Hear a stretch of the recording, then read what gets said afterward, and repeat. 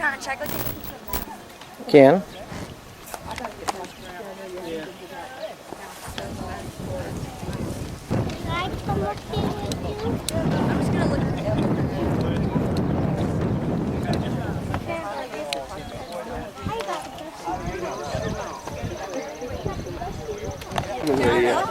Inside now the trunk, he gets old. Is that Casey's? I can throw Casey. No. Alice, don't wake her up, please. Wake her up. I can go home. Saying hi. Alice, you want to park the stroller right? She's coming right back. It's hard to sit in that chair. She's gonna have to stay back. Where's the grape? Samantha, smile. Stand up and smile. Get out of the way. I can move up if I need to. If you can't hear this, you might want to move in. Can you hear in the back? Yeah. You all right? That's good. I've been wondering about you people.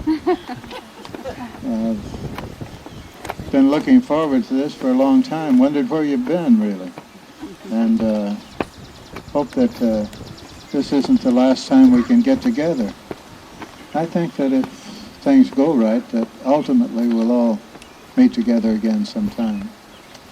But I need to acquaint you with both myself and with my wife.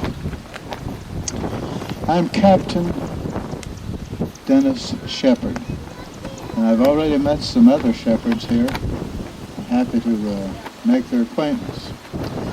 I was born in Bright, Indiana. Now that's down near Lawrenceville, Indiana, if you know where Lawrenceville is. And the wind is blowing like it always does.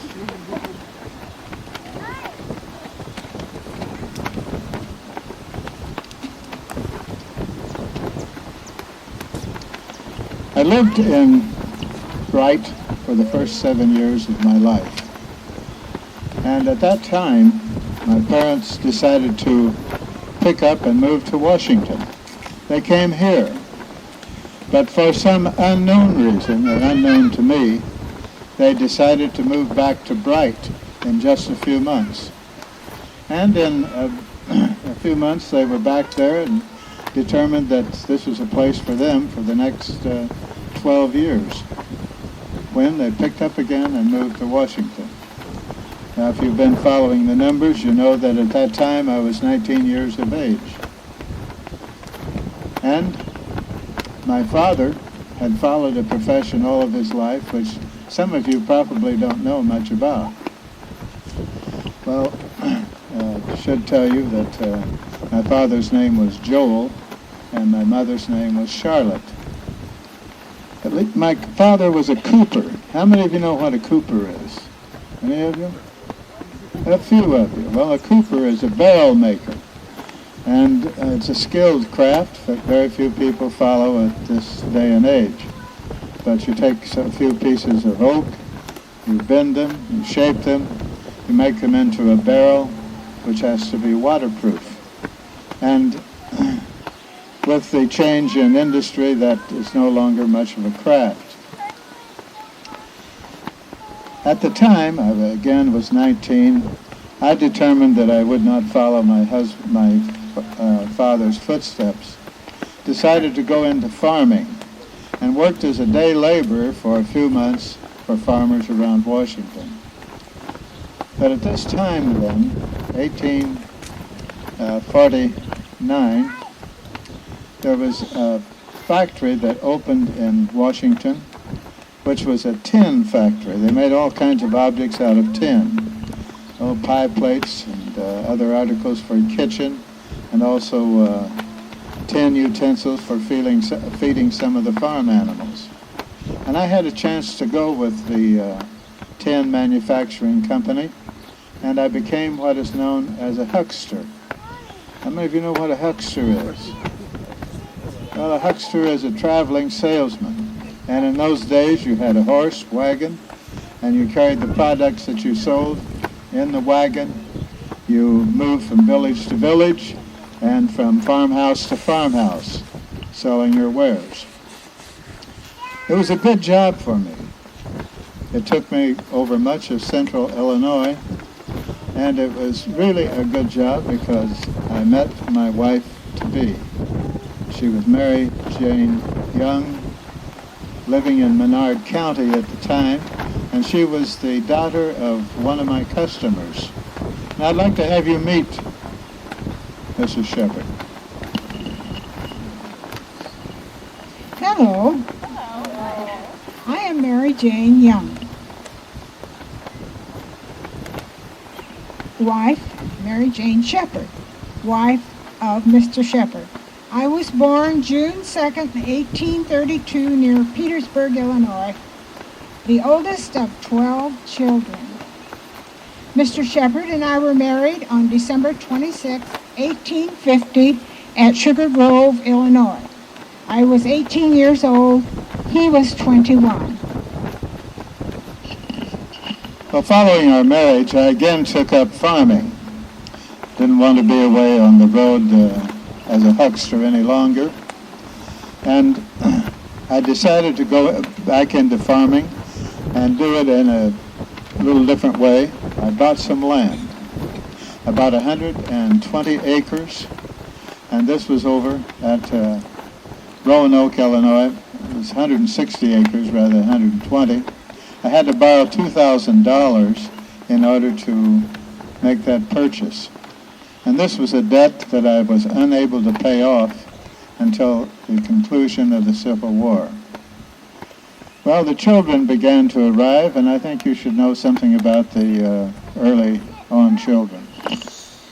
Our first child, Catherine, was born in 1852, and she married William McLemore, a doctor. They gave us 10 grandchildren. Catherine lived to be 57 years old. John Smith was born 2 years later, and he married Mattie Cloud, and they had 11 children. John was 71 years old when he died. Joel Nesbitt was born in 1855 and lived to be only 38 years old. He married Fanny Tomachek, and they had 2 children.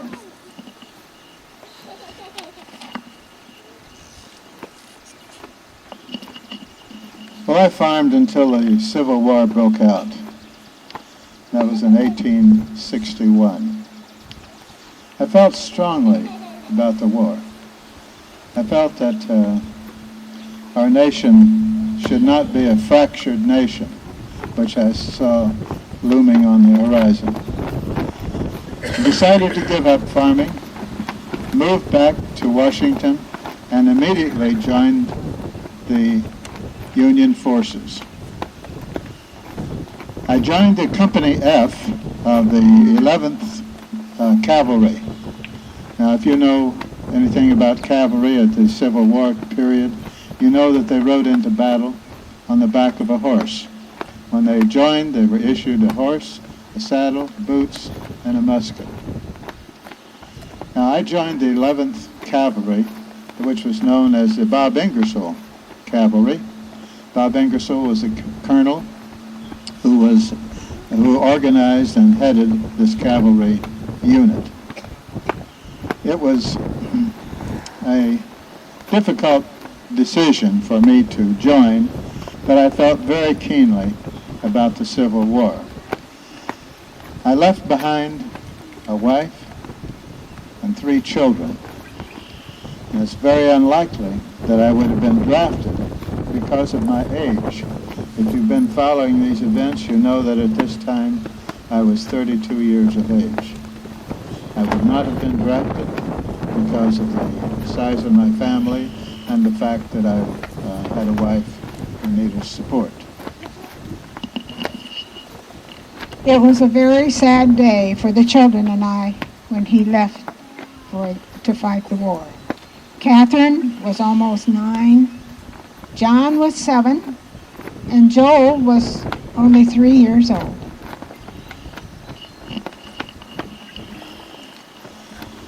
Well, after a few days in the company, Company F, I had joined as a private, but in a few days I was promoted to the first sergeant. Now, if you know the Army at all, you know that a first sergeant in a company is the head non-commissioned officer in the company. I suppose it was my maturity, being 32, and experiences that led me into that position. This unit had never been in combat before, never been in action. And the very first action that we saw was in Tennessee. We went downriver. We went downriver by boat, and then eventually by marching, and of course the cavalry on horseback. We took positions near the Tennessee River, on a 3-mile stretch along the river.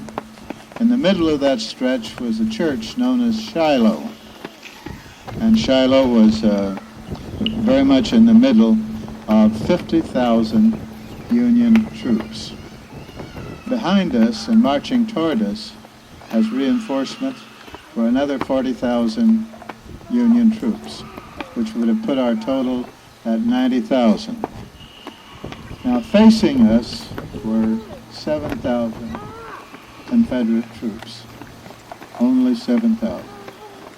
They were commanded by two generals. One of them was General Johnston, the other was General Beauregard, both highly regarded Confederate generals. We felt extremely secure in the position that we were in. We made no fortifications at all. And it was a surprise to us on a Sunday that we found ourselves under attack.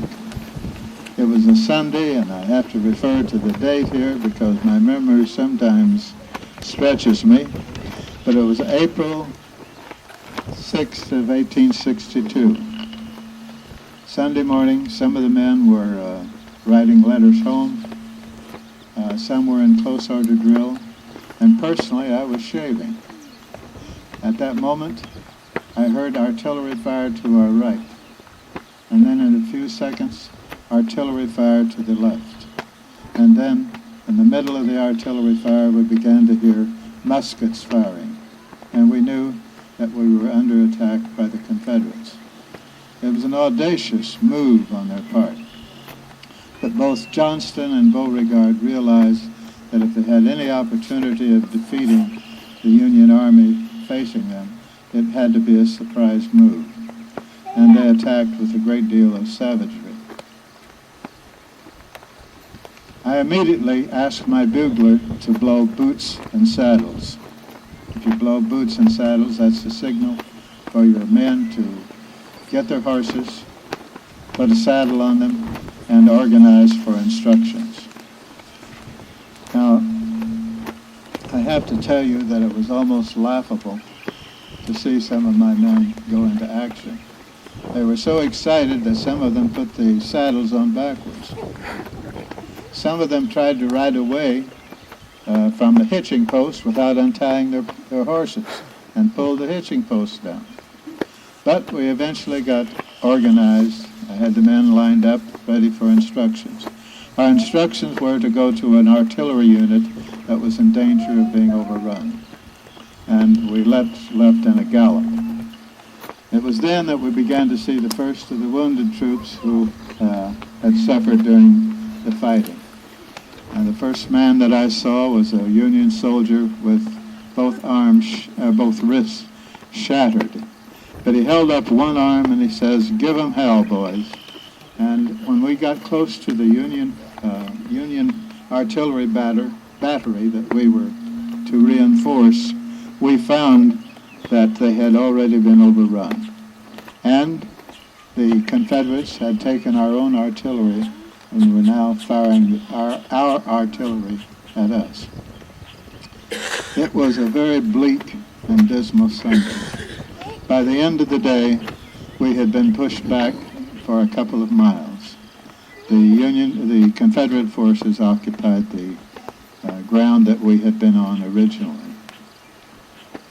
It started to rain on Sunday night.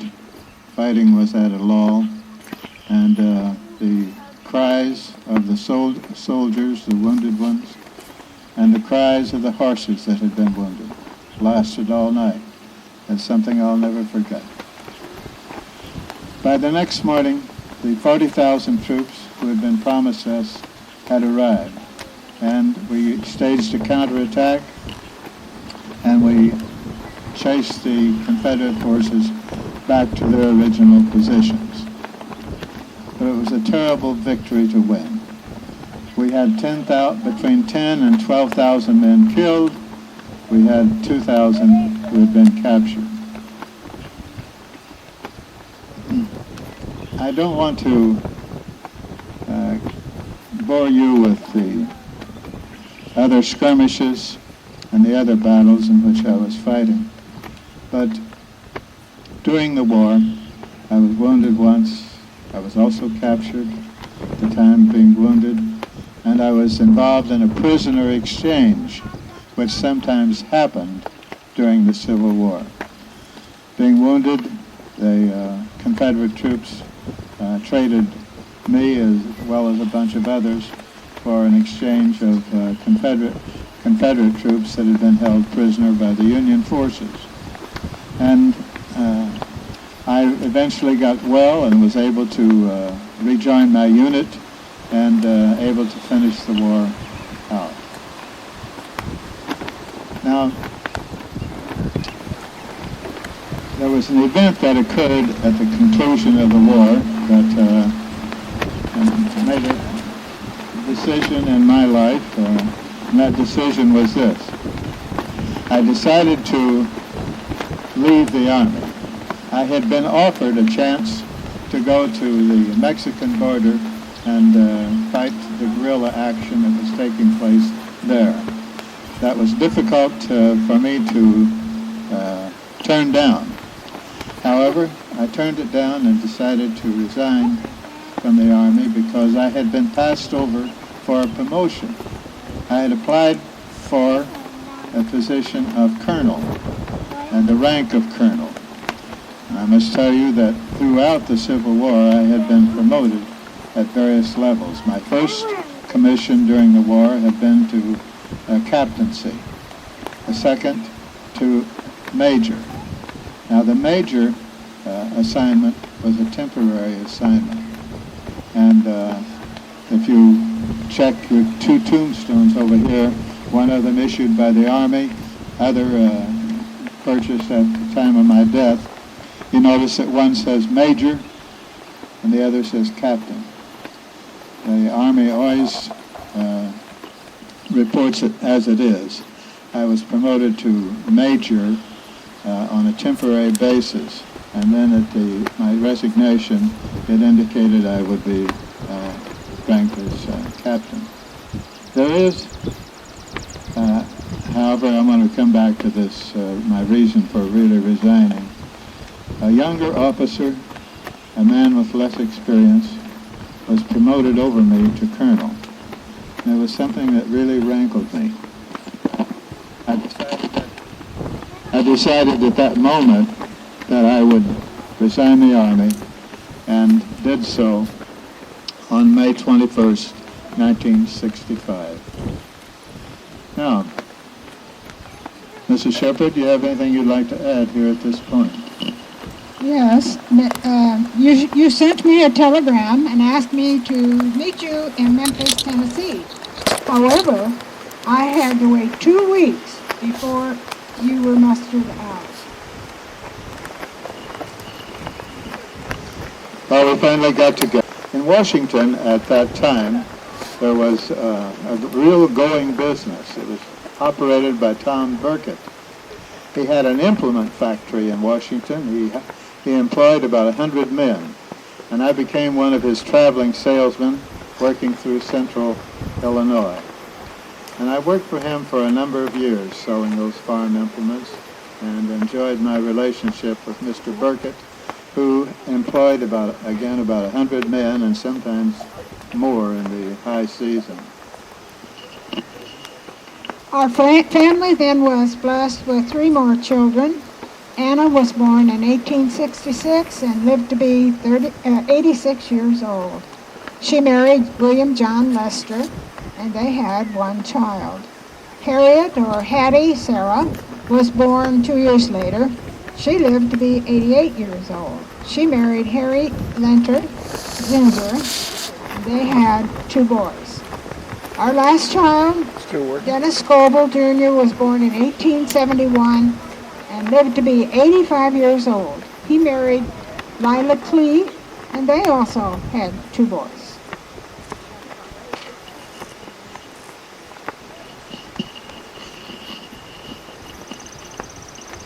Well, I had other opportunities for work as well. And in 1884, I became a gauger for the United States government. And this was a job which took me into Pekin, where I resided for some time. A gauger is a person who, well, it's a government position. You measure the content or amount of material that is taxable and to report this to the government. For example, if it's a barge load of corn, which was a taxable product, and the government had to know how much was on that particular barge, you measured it, made a report, and taxes were levied accordingly. It need not be corn, but it could be all kinds of different products. And I worked at that for nearly 4 years. I resigned that job as gauger when President Cleveland appointed me postmaster of Washington. It's a job that I thoroughly enjoyed. But President Cleveland was defeated in his bid for re-election, which meant this, that the presidents always elect or always appoint postmasters. And with a new president coming in, there would be a new postmaster. Well, that wouldn't happen for several months, but I was a strong Democrat. You need to know that. And I decided that at the moment we heard that President Cleveland had been defeated, I would not work for a Republican. So I resigned immediately, although I could have stayed on for several months until the next postmaster was elected. I went into business. Well, in fact, I'd already ventured into it. But I started a coal yard, for one thing, and selling coal to people. And then I expanded that and decided to operate an ice house. I see some of you wonder where I got ice. You know, there was no manufacturing method for making of ice. But I had a crew of men who went to Lake Pekin in the dead of winter, and they cut slabs of 12-inch ice out of the lake, put it on a wagon, carried it here to Washington, had a special house built. We stacked the big slabs of ice on top of one another, encasing them or covering them with sawdust. And this allowed the ice to remain good until late into September. It's surprising how long you can keep it if you know how to insulate the material. Well, in 1900, Mrs. Sheppard and I celebrated our 50th anniversary, and I really think she should tell you a bit about the anniversary party. Yes, on December 26th, about 45 people, relatives and friends, came to our house to help us celebrate our golden anniversary. People came from Farmer City, from Washburn, Deer Creek, Henry, Elmwood, and Atlanta, Illinois. After our 1 o'clock sumptuous dinner, we sat around reminiscing, remembering great times of the past. And everyone was so generous. They gave us many lovely gifts, reminders of the great times that we had had together in the past.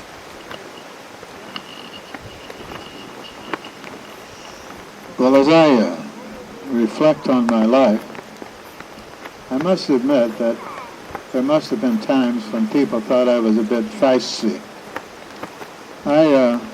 If I believed in something, I was ready to defend it. And I did. I carried on a running debate with the editor of the newspaper on various matters. He would write an editorial, and I would take exception to it and reply with a letter to the editor. I remember one of the heated debates that we got into was on the conduct of the schools. The editor felt that the Board of Education, or as known in those days, the trustees, were not operating the school in a business-like manner, and he felt the teachers were not doing a good job in teaching. And I took exception to his view and wrote a rather lengthy article, which he published. But he has the ink, and he had the paper, and he usually had the last word. Well, I held other political positions that were not particularly big positions, but they showed my inclinations anyway. I was township supervisor for a while. I was a police magistrate. I ran for other offices. Some of them I was able to win, some I lost. But I always tried to do right by the people. Again, one thing that really irritated me was people who would not pay their debts. I finally resorted to telling them that if they didn't pay up, I would publish their names in the paper. You know, people would order coal and give me a promise to pay, and they wouldn't pay for it. But if you threatened to put their name in the paper, they usually got your money, I found. Well, I took other supporting positions with my Democratic Party friends. Also, as I grew older and retired, I organized various events in the city. One of the big events that I organized was a reunion of the 11th Cavalry. We had several hundred members of the cavalry, Bob Ingersoll's cavalry, who came to Washington. We spent a couple of days reminiscing and paying our respects to those who were no longer with us. I have found that over the years that Washington was a good place to live. I called it home most of my life. The inscription on my tombstone up there says that I died on July 24th, June 12th, 1915. And I suppose that that's right. I have no way of really proving if something happens to your memory in those last moments. I was preceded in death by my wife, Mary Jane, and she died in 1908 at the age of 76. Ours was a very good marriage, one that lasted for over 50 years. And I died at age 86. It's been good to visit with you. I hope that we can get together again sometime. I'd like to meet more of you on a little closer basis. Thank you for allowing us to make ourselves known to you. Enjoy your day. We have other things to do.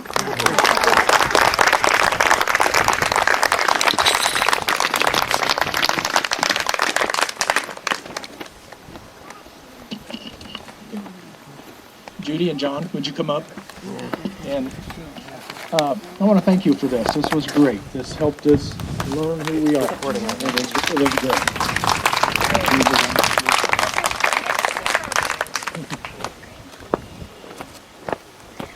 I just wrote a little something that I'm going to read, and then we're going to do a presentation. We have a picture of Captain Dennis and Mary Sheppard and a book that we're going to give to the Washington Historical Society.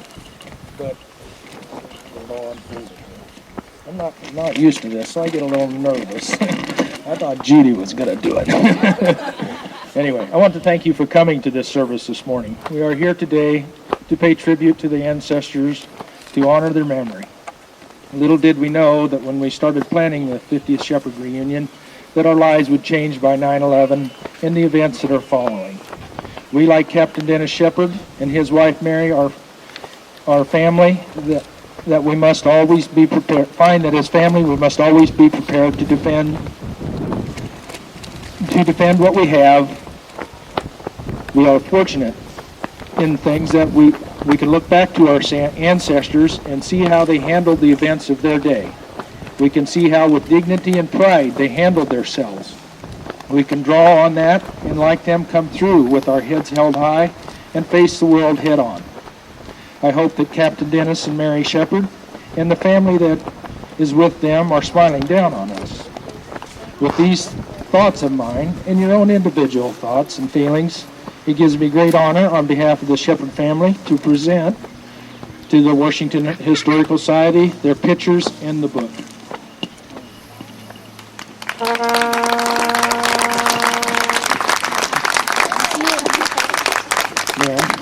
May I? Here, please.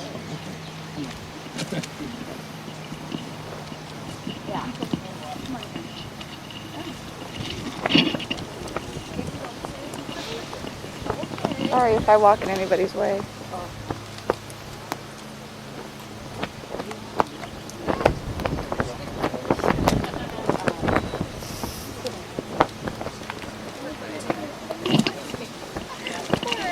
Thank you very much. It was great.